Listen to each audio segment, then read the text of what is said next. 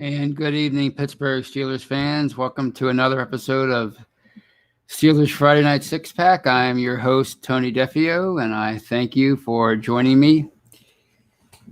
And before I get started with tonight's show, I just wanted to, as always, encourage you to check out our YouTube channel, where we bring you countless podcasts each and every week, including this show, the Steelers Hangover, Steelers Preview, Steelers Postgame Show, the Scobro Show, Know Your Enemy.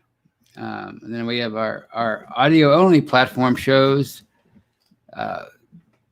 Let's Ride, the Live Mic, the Steelers Retro Show, the Stat Geek, and I think I got them all. And also I forgot about the Touchdown Under Show, which is now on YouTube. It's a live show with the guys from Australia. So please check those out, and also check out Behind the Steel Curtain, the website where we bring you news, commentary, film breakdown, any kind of transactions that take place, any kind of signings, any kind of firings. We like to say it's your one-stop shop for all your Steelers needs. So, and as you can tell by the tone of my voice, it's not going to be well, first of all, I want to say hello to everybody in the live chat. Melissa Holmes, Ryan O'Toole, Gyro, all great fans, and thank you for joining me. I hope it's a great show tonight. Obviously, the season did not end like we wanted it to, and it ended rather much quicker than we wanted it to. The Steelers bowed out of the wildcard round of the playoffs last Sunday night at Heinz Field, 48-37 to the hated Cleveland Browns. So they have the offseason bragging rights now, right? And who knows what other bragging rights they might have if they continue to win in the playoffs. I doubt they're going to go much further than they did than the divisional round against the Chiefs. That's their next opponent. I think the Chiefs are probably going to have their way with Cleveland, but then again, I thought the Steelers would have their way with Cleveland last week, and that didn't turn out so good. And welcome to some more people in the live chat. Mark Sorrentino, Maria Peralta, Kenneth McNair, Rick Estate 412. Thank you for joining me on this Steelers Pittsburgh. Keaton Burson, Black and Gold. Lots of folks in the live chat, so thank you for joining me on this this first podcast of the of mine anyway, post Steelers season. So it was a pretty surreal beginning to the game. Obviously, you go into that game pretty excited. If you're watching on TV, you likely weren't at the game because only 2,500 people were allowed to attend. But if you were watching on TV, you were probably pretty pumped, pretty excited. Steelers won a division. They were 12-4.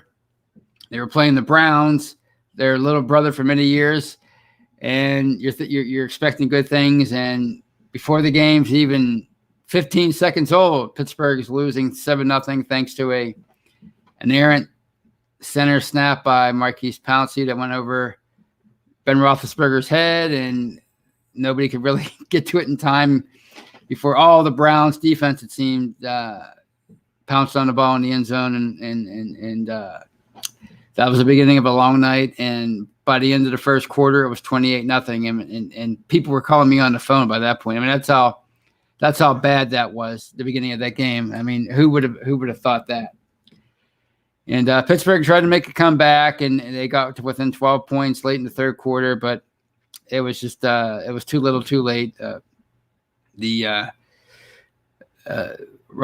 Roethlisberger didn't have a good night. He threw for 501 yards, and he tried to get him back into it, but he also threw 4 interceptions. The defense really didn't have a great night. Yeah, they were on their heels in the beginning of the game because of the turnovers, but even when Pittsburgh got back into it late, the defense really didn't mount much of a fight at the end to keep that game close. The pass rush was basically non-existent. The Browns did a good job rushing the ball. Baker Mayfield had a nice game. So what can you say? You just got to take your hats off to the Browns. They again, they have the bragging rights for the for the entire off season, and looks like they're heading in the right direction as an organization.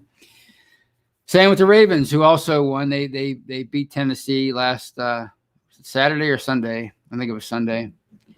So they're in a divisional round as well. And Pittsburgh, the team that won the division, is at home.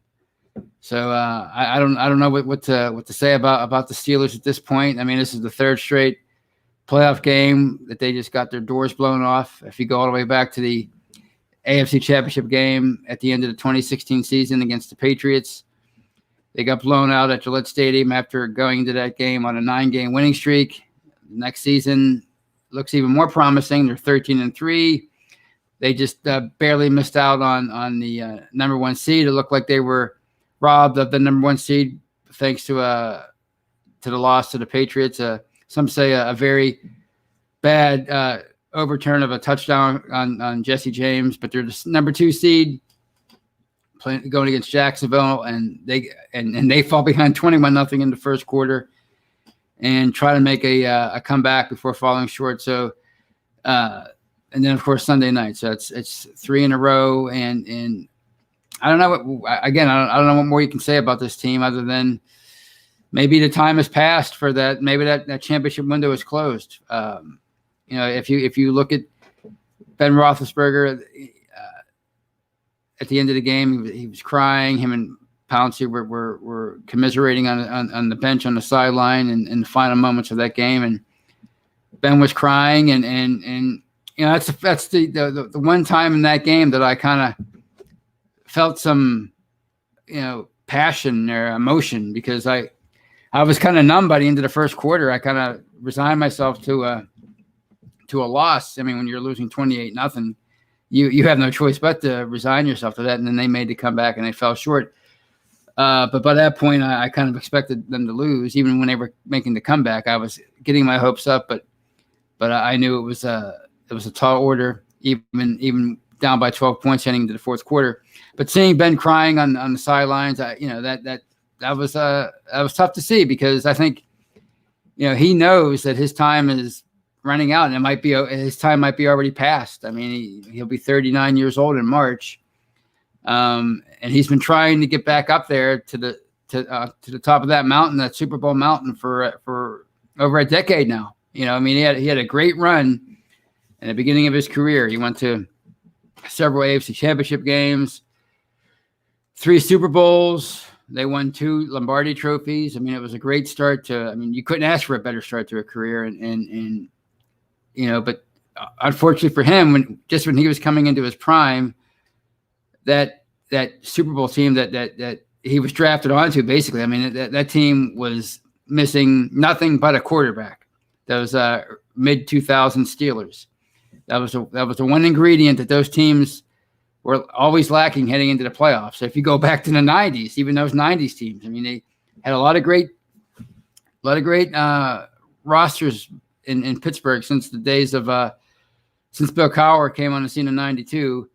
Lots of great teams, but they were always missing a quarterback, and they came up short a couple times in the early 2000s. And but once Ben arrived, I mean, that was it. It was go time, and they had a second Super Bowl era. And but again, right when he was reaching his prime, that team just got old. The defense got old. A lot of the offensive players got old, and they had to rebuild. And, they've been trying for a decade to get back up there again. They've been trying to build a team around Ben, both on offense and defense. And the offense came a lot sooner, thanks to guys like Antonio Brown and Le'Veon Bell, and they rebuilt the offensive line. But the defense was never quite there.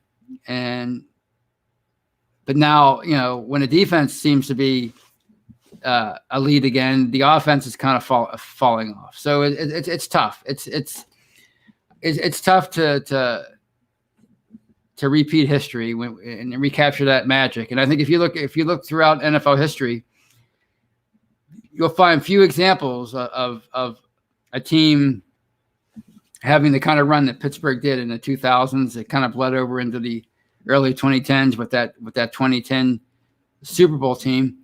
You'll find few teams that have that kind of era and then recapture that within 10 years. And I think that's that's just the reality of it. And I think Ben realizes that maybe he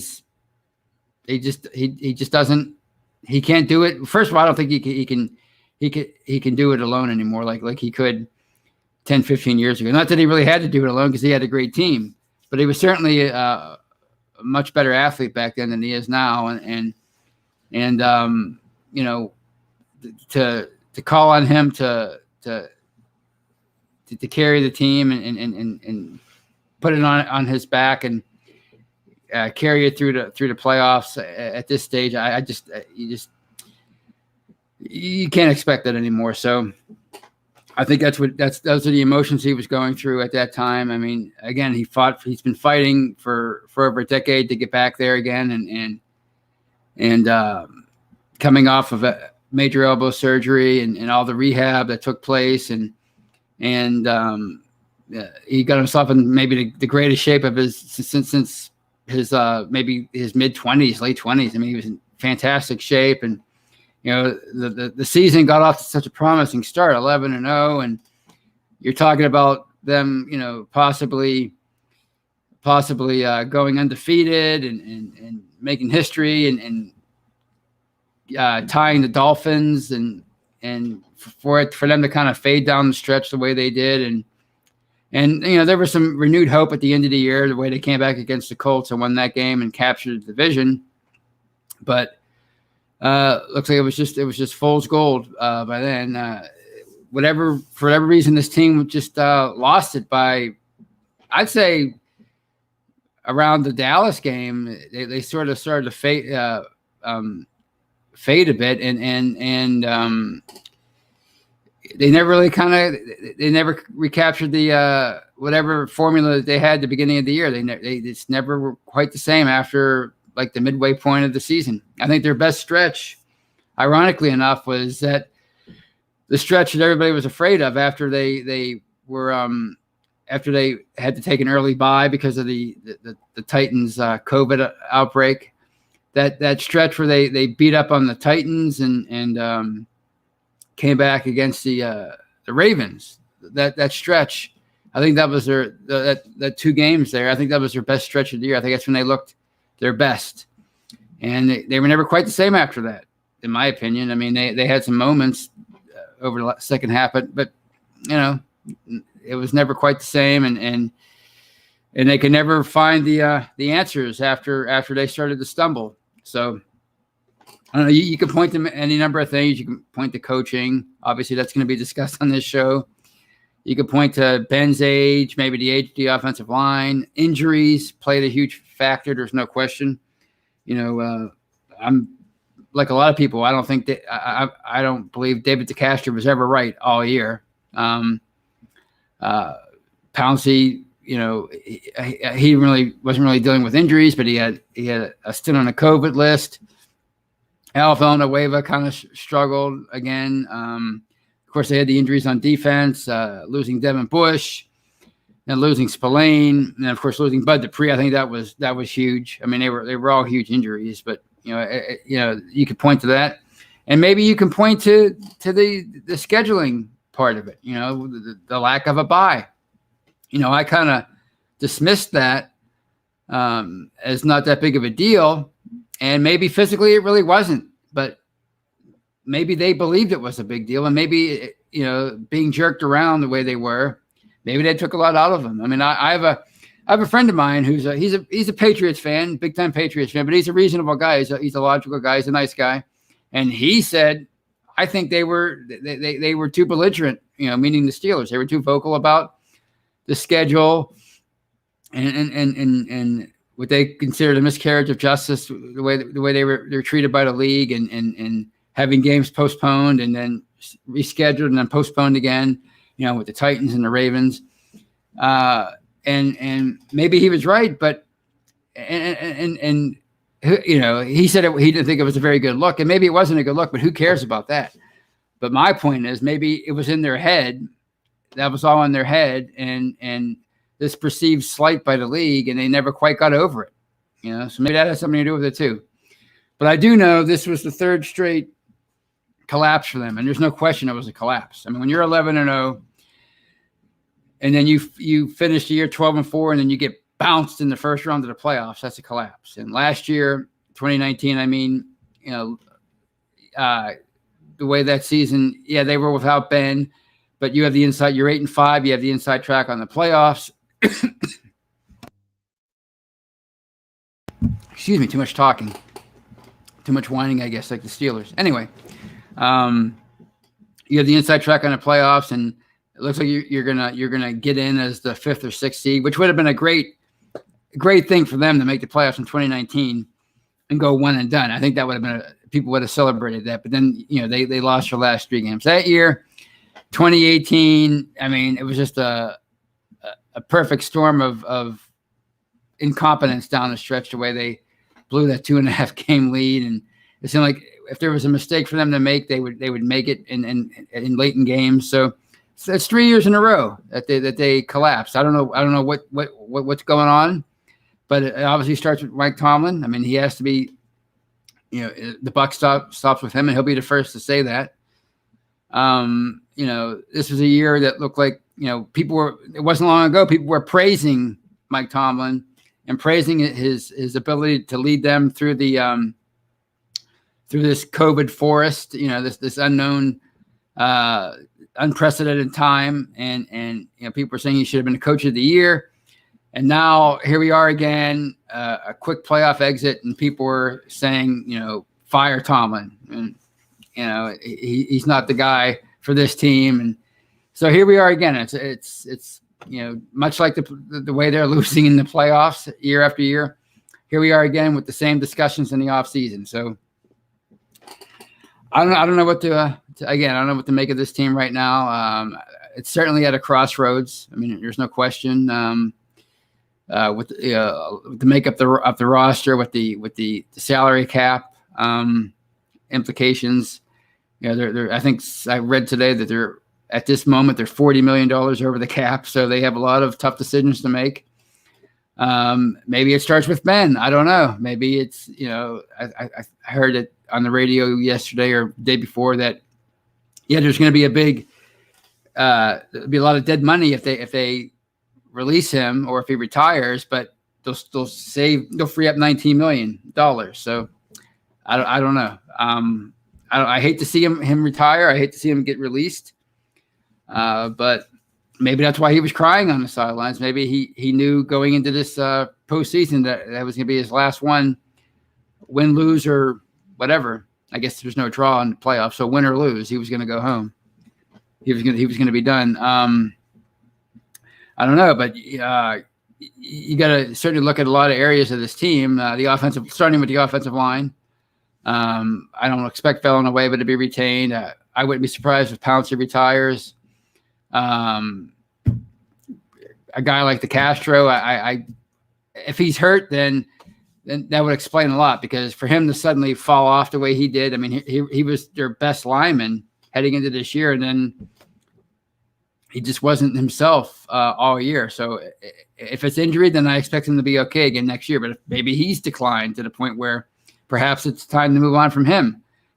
It seemed like only yesterday that he was drafted, but it's almost a decade now. So he's getting up there. And obviously guys like Juju, I don't expect him to be back. James Conner. Maybe it's time to part ways with players like Joe Hayden. I mean, these are the tough decisions you have to make when you're first of all, your salary cap's strapped.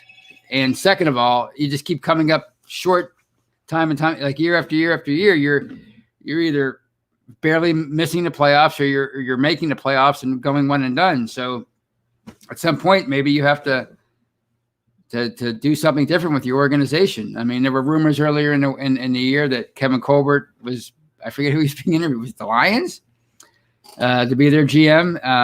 But then those were refuted. So I don't know if he's coming back or if he's going to retire or what the deal is. So there are a lot of big decisions, a lot of big decisions that are going to have to be made with this team over the next few months.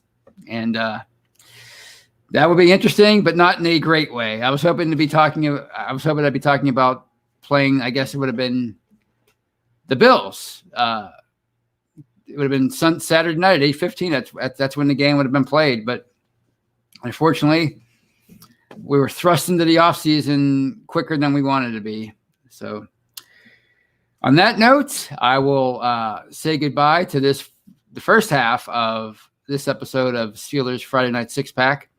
But if you're watching on YouTube and Facebook, don't go anywhere because I'm staying right here. I'm going to keep on rambling and ranting about the Steelers. But if you're listening on one of our audio platforms, please download part 2 of this episode of Steelers Friday Night Six Pack. And welcome to part 2 of this episode of Steelers Friday Night Six Pack. And while I'm saying hello to you in part 2, I'm going to say hello to some more people in the live chat. There's Michael O'Malley, Snowman, Mark Tobin, Just Me, Sebastian Sanchez, AJ, Gavin, Anthony, Lucky Left, Ezra, Corey Gast, Super Steelers. I wish they were Super Steelers this year, but at least we have a Super Steelers in the live chat. Wes Hickok. So let's see if we can find some interesting comments before I start part 2. Here's one from Gyro. Mike T went from Coach of the Year favorite to on the hot seat. Ain't that the truth? He sure did. I mean, that's the thing. It's like Groundhog Day every offseason with this team now.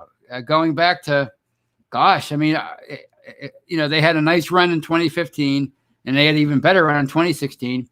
But since that Super Bowl in 2010, Super Bowl 45, it's been the same thing every year. It seems like they get bounced in round 1, or they barely miss. So it's getting a little old, and I can see where people would be frustrated with Mike Tomlin and Art II and Ben and how they would want to, why they would want so many, like they want to start over, basically blow the whole thing up. Which I mean, I don't know if that's necessary because they have such a great defense. I don't think you have to blow anything up at this point. You just have to hope that, for example, if you do bring everybody back except Bud, which I don't know if that's even possible because Mike Hilton's he's going to command a huge contract, I think, in free agency. And even Cam Sutton acquitted himself quite well last year. So he put himself on the map and he's a free agent. So maybe he'll be too expensive, but provided you can hold on to one of those guys and provided you don't cut Joe Hayden, you're still going to have a pretty good defense even without Bud. The only question is, can Alex Highsmith make that leap in his second year, which I'm confident that he might be able to. He's definitely dedicated. He's definitely a hard worker and a quick learner, and he has the ability. He has the aptitude to rush the passer. So you have a great defense. So I don't think it's necessary to blow everything up, but you might have to make a lot of tough decisions and hope that the guys you keep can keep you in contention. I don't know. I mean, I don't know which way they're going to go. That's what I mean. They're at a crossroads. I mean, they could blow it all up. They could cut Ben and go with Mason. I could see them releasing Ben or him retiring and them just going with Mason Rudolph for a year. Because even if you free up $19 million, I mean, you're not going to have the kind of room to bring in people keep talking about Deshaun Watson or somebody like that. Which, I mean, if Ben retired, I would sign my name in blood for, like I said last week, for Deshaun Watson. But I don't think that's realistic. So I think what you're going to do is you're going to go with Mason Rudolph for a year. It's the final year of his rookie deal. So you're going to say to yourself, well, we got to find out about this guy. We drafted him. We traded up in the third round to get him. We had a first round grade on him, and we just have to find out about him. I mean, before we move on and make other decisions on this very important position, NFL quarterback, we have to find out about Mason. And if he acquits himself well, then maybe you can get yourself a fairly inexpensive, really good quarterback. But that's that's just speculation. I don't know. What I do know is, and that brings me to my next topic, is they fired Randy Fichtner, the offensive coordinator. They didn't renew his contract. Same difference, right?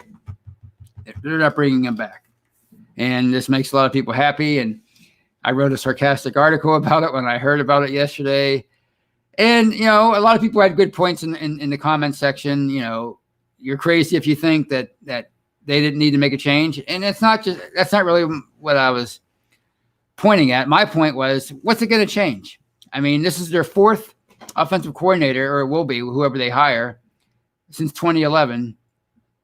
And, what's the common denominator? And that's Ben Roethlisberger. And at this stage of his career, is he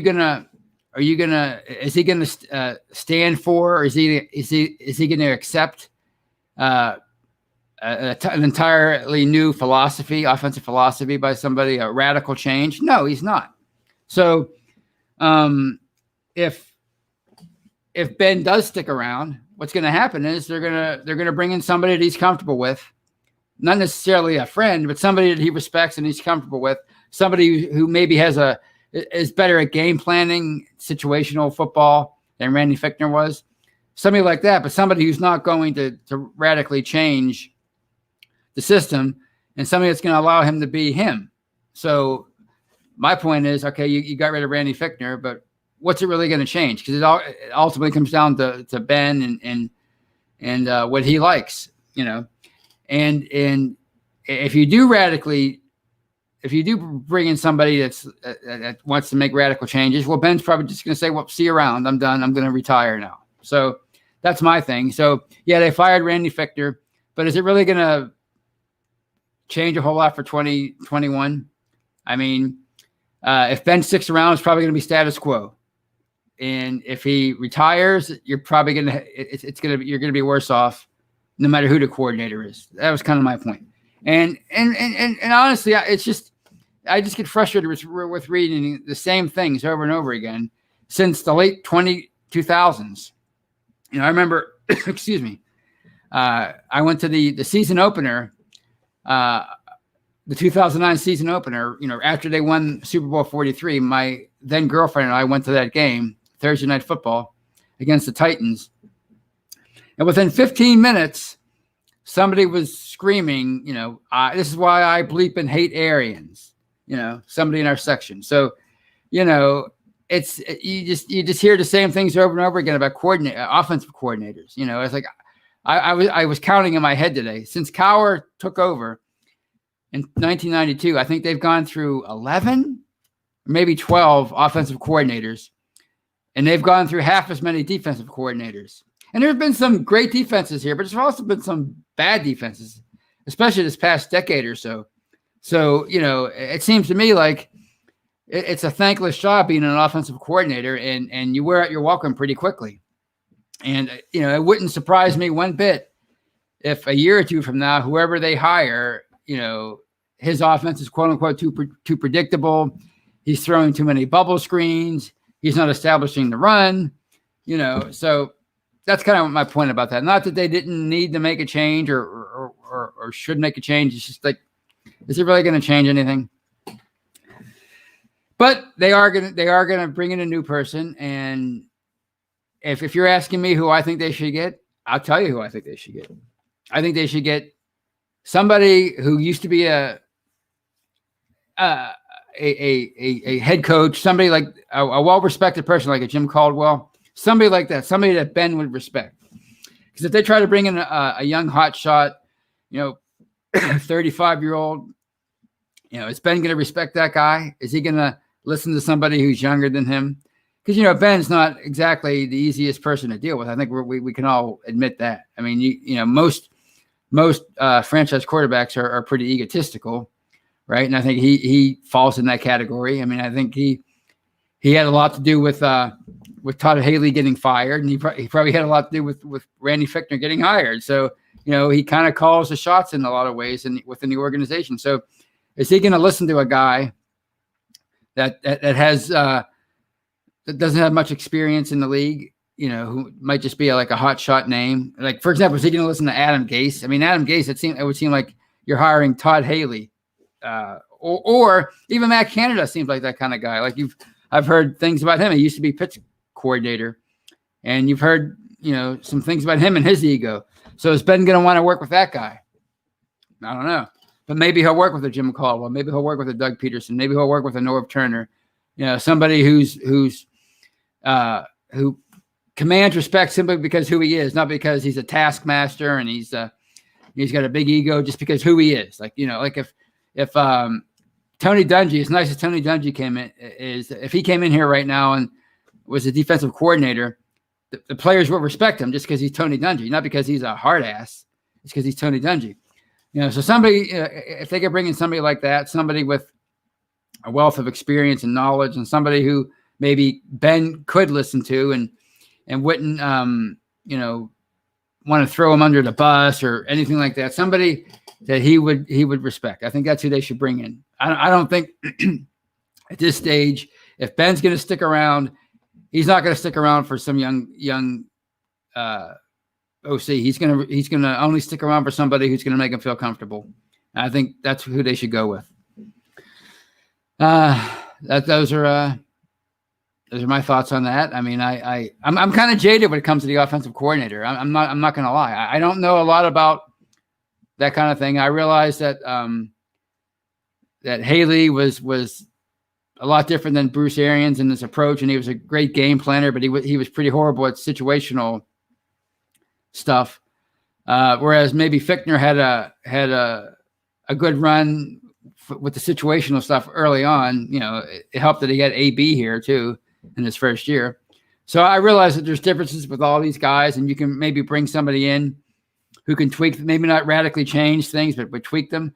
But I'm just jaded by the whole OC.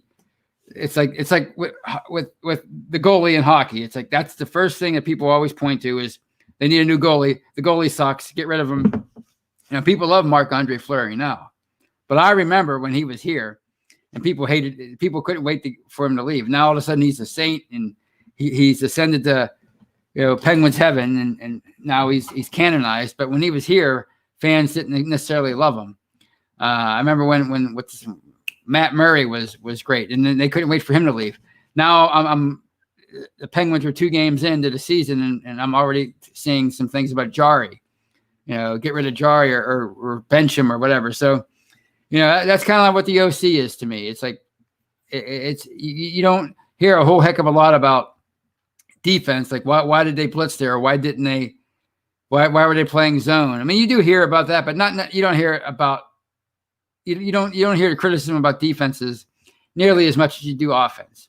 Because I mean, if a play doesn't work, well, naturally you could say, well, they should have tried something else. So that's my whole thing with the offensive coordinator. It's like, I'm not going to be like ecstatic with whoever they hire. I'm just not going to be. I'm keeping it real. I'm not going to be over the moon with anybody, because I liked Arians, but nobody else did. I didn't like Haley, but he was really good. And then people hated him.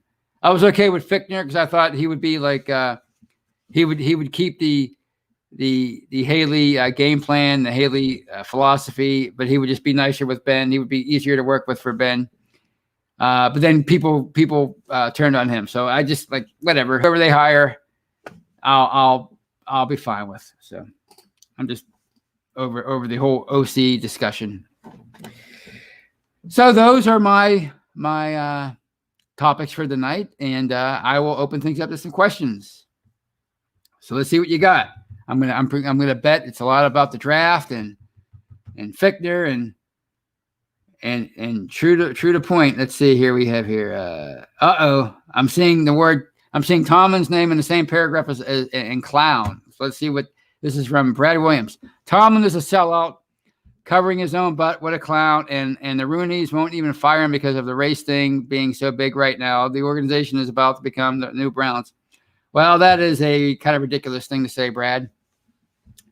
I've said this a million times about the Rooney rule and Tomlin and the Rooneys maybe worried about that.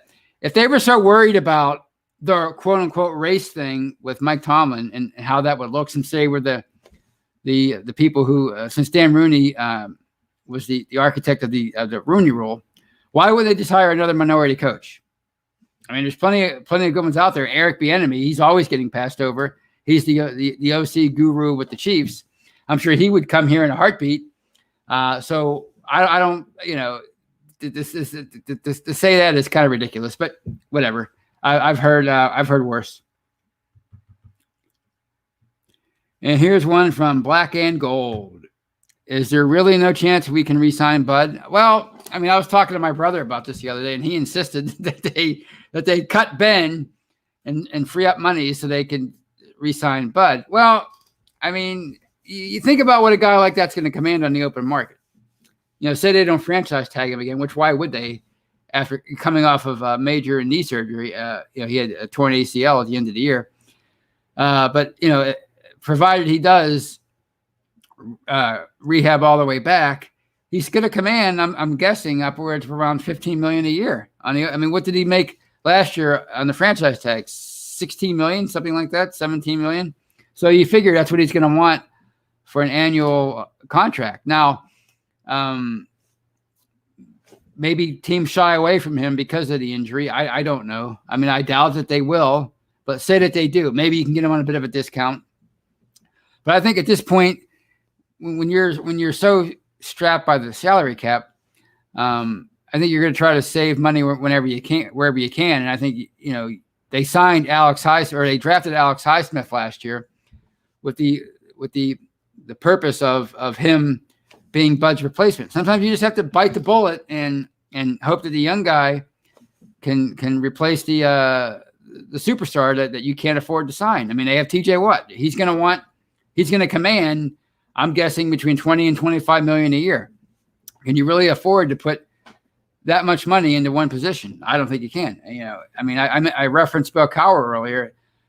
He had a lot of great drafts in the 90s, and it seemed like there was always somebody waiting in the wings to replace a free agent. And they did that for many years until it caught up to them in the late 90s, and they had to kind of start over. But is there a chance that they could sign Bud?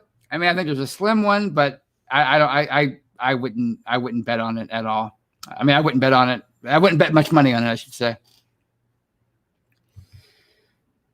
Here's one from Tyler W.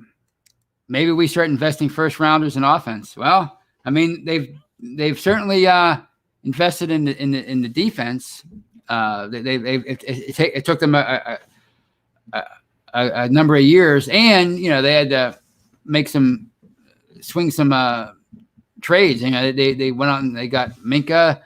Of course, they had to get lucky with Joe Hayden becoming available.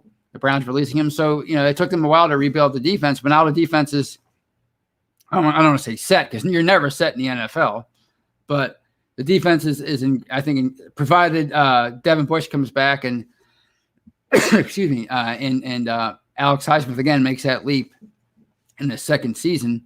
I think your defense is in pretty good shape, so maybe it's time to start investing in the offense. And a lot of people are suggesting the offensive line, because I think I mentioned Villanueva, Pouncey, DeCastro. I mean, there might be a huge overhaul. With the Hogs, but having said that, you still have Shooks, who I think has shown promise, and Zach Banner, who they like. He'll be coming off of an ACL tear, but I think they earmarked both of those guys to be their future tackles before last season. I think they kind of expected to move on from Big Al before 2020 even started. And of course, you have Kevin Dotson at guard. I think he screams Pro Bowler. I mean, he looks like he's headed for that kind of career. So, I think maybe you start with the line, but you're also, I think, in better shape than people think with the line. I think you have a few good prospects there. And Matt Filer, who's, maybe he's not cut out to be a guard, but he certainly had a nice run at right tackle. Maybe if Zach Banner or Shooks, maybe if you're not happy with them, Matt Filer is still pretty young. I think he's still in his late 20s. He might want to raise, but he's not going to command, mega bucks. So maybe you can retain him, and he could be one of your tackles. So I think you're in better shape on the line than I think people realize. But but I certainly wouldn't be shocked if they invested a first round pick, maybe at center or guard, so to maybe not replace the catcher right now, but maybe in another year or two. And of course, running back's always it's always a priority for a lot of fans. And after this season, it's hard to argue. I mean, I think the running game showed so much promise early on with James Conner and even Benny Snell, but then it just faded away. And maybe a lot of that was due to the line, but I think you have to look at running backs too. Not in the first round. I think the new first round for running backs is the second round. I think you can get a first round caliber talent in the second round. So I think that's another place maybe they have to invest a high draft pick, possibly tight end. I think it maybe you like Eric Ebron, you like Vance McDonald, but I think it's time to get a young stud at that position. Somebody who can maybe replicate what a lot of the young tight ends are doing. Guys like Kelsey, although he's not that young, but he's certainly the best in the business right now. But somebody like that, So maybe it's time to invest in the offense again. Here's one from Ezra. He says we might go cornerback in the first round. That's always I'm pretty curious as to why you would say that, because they have Steven Nelson. He's obviously a really solid player, and Justin Lane is a third round pick. He saw a lot of playing time last year. Maybe he's ready to make that jump as a starter. You never know.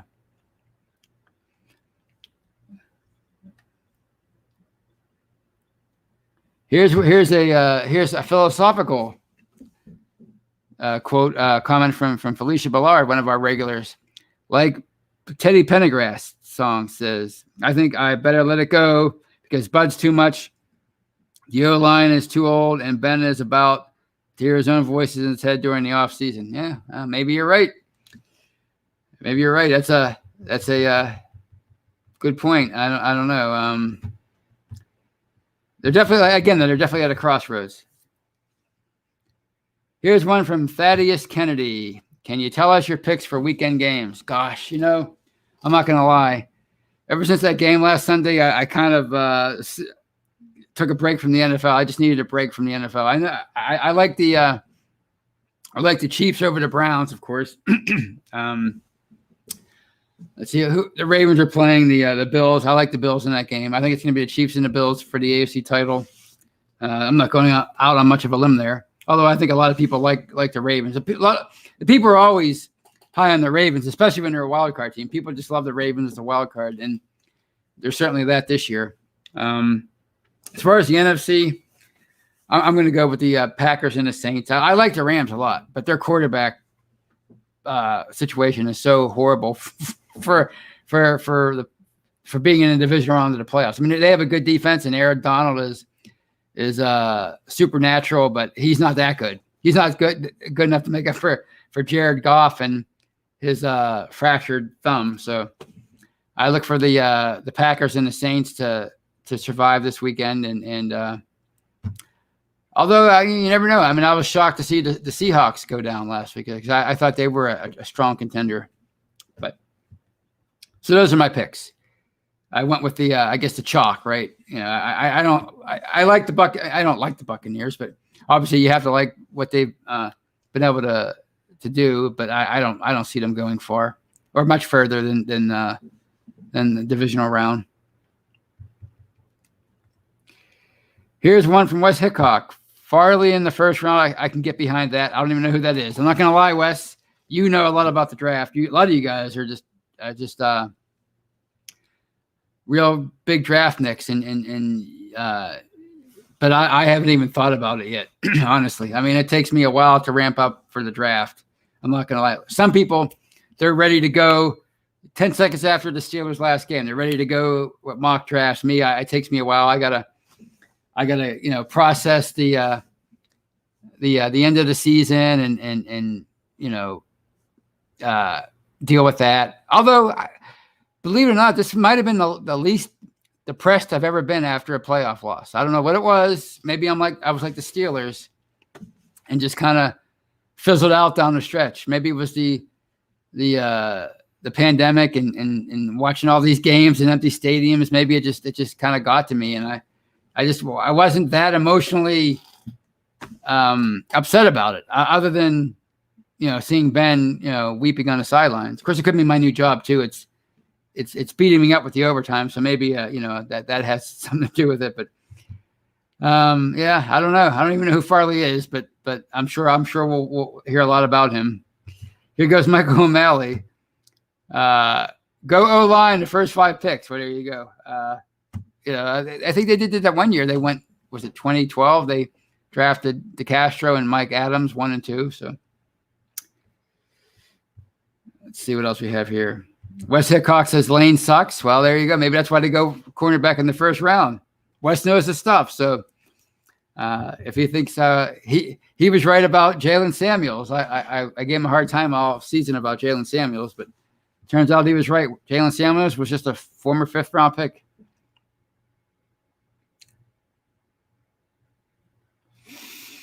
Let's see here. Here's one from Mr. Todd. I guess he's referring to me. Add guests every now and then, but you're solid. Well, there you go. I don't know. I don't even know who I would add as a guest. Here's a comment from Michael Froman. All the fake Steeler fans, go ahead, put Mason in and see what happens. I don't know if it's more about putting Mason in or moving on from Ben, but if they do move on from Ben, that's my guess is that's what they would do. They would go with Mason for a year, because I think that's what you almost have to do that at this point, just to see if you could develop him into a decent enough quarterback that where you don't have to break the bank and pay another guy what you've been paying Ben all these years, which has kind of held the team back in a weird way.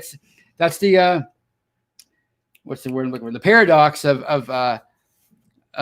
having a franchise quarterback. They say, a lot of people say, your best chance of winning with those guys, especially in this era, is during their rookie contracts, because once they become superstars, what they get in that second and third contract, they want 35. Now it's 35, 40, 45 million a year.